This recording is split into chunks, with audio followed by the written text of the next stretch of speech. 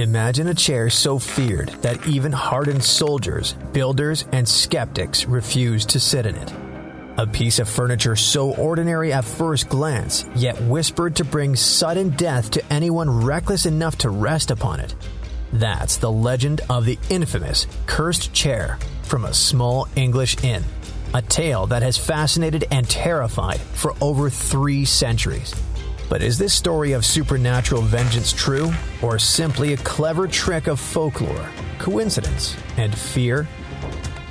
The saga begins in North Yorkshire, where a man named Thomas Busby lived at the turn of the 18th century. Busby was no hero. He had a reputation as a violent drunk, a bully, and a man quick to anger. His father-in-law, Daniel Awady, wasn't much better. He was a counterfeiter who produced fake coins in a hidden workshop. Together, they ran a shadowy criminal enterprise. Their partnership eventually collapsed in blood and betrayal. One evening, Busby came home to find Awady sitting on his favorite chair.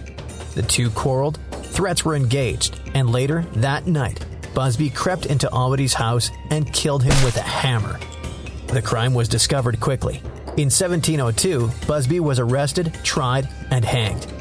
His body was coated in tar and displayed publicly in an iron cage near the crossroads, a grim warning to others. On the way to his execution, legend says Busby cursed the very chair in which he had once found his father-in-law seated. His dying words supposedly damned anyone who dared to sit there, binding them to an early and violent end. From that moment on, the chair was no longer a piece of furniture. It became a threat, a test of courage, and a source of endless stories. For generations, locals at the old coaching inn, now known as the Busby Stoop Inn, would nudge outsiders toward the dreaded seat. The brave or the foolish who accepted the challenge often met suspiciously tragic fates. In one account, a group of builders dared a young worker to sit in it. Hours later, he fell to his death at a construction site. In another story, 2 airmen from a nearby base sat in the chair, only to die in a car accident that same day. Even a brewery delivery man reportedly praised the chair's comfort, only to lose his life in a crash shortly afterward. Coincidence? Or proof of the curse at work? By the 20th century, the curse had gained a reputation far beyond Yorkshire.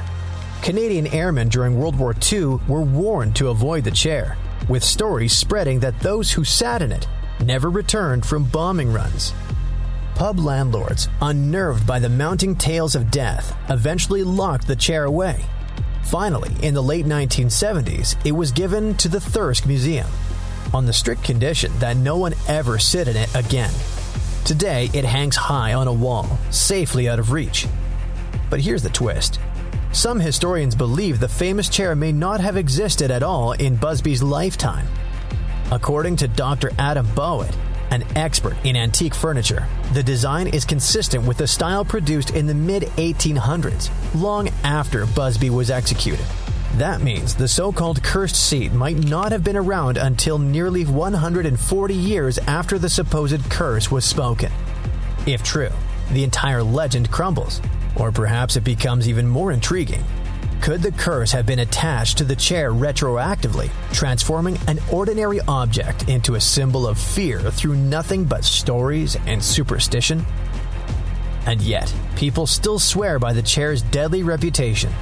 Pub owners, visitors, and even skeptical landlords have reported strange experiences, ghostly figures on staircases, unexplained accidents, and a lingering sense that the spirit of Thomas Busby has not found peace. Was it all a coincidence? A psychological trick fueled by expectation? Or could something darker be attached to the old inn itself? Even the records muddy the waters. Historical documents confirm that Busby murdered Awady and was executed in 1702. Parish records even hint that Busby may have had an accomplice, suggesting a more complex story than the simplified legend. But when it comes to the chair itself, the trail goes cold until the mid-20th century.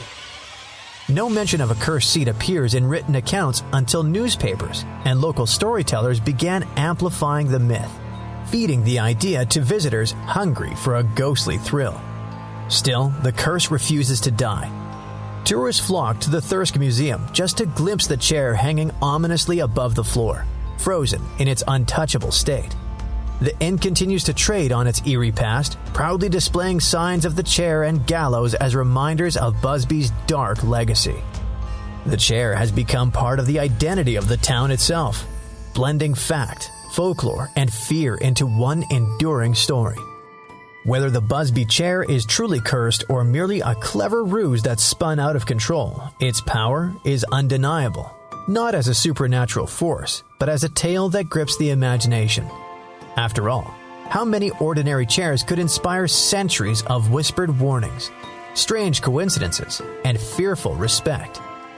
Sometimes, the most dangerous curses aren't real at all. They're the ones we believe in.